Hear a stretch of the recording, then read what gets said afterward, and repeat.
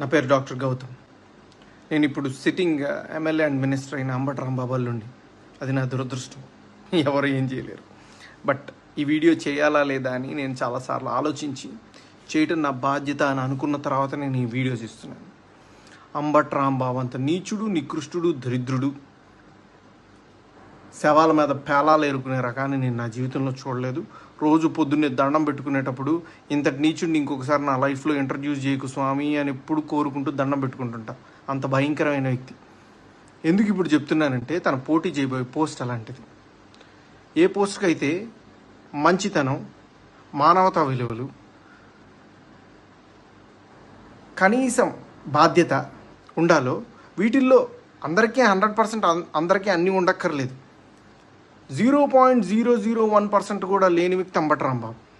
ఇలాంటి వ్యక్తికి ఓటేసేటప్పుడు మనకు తెలియకుండానే కొన్నిటిని మనం ప్రోత్సహిస్తున్నట్టు. ఎలాంటి వాటిని? ఎవరైతే నిస్సిగ్గుగా ఎంత పెద్ద గొంతేసుకొని ఎంత పెద్ద అబద్ధాన్ని అరిచినా సరే దాన్ని నిజం చేయొచ్చు అన్న కాన్ఫిడెన్స్తో బతుకుతారో సమాజంలో, అలాంటి వాళ్ళకి ఓటేస్తున్నట్టు.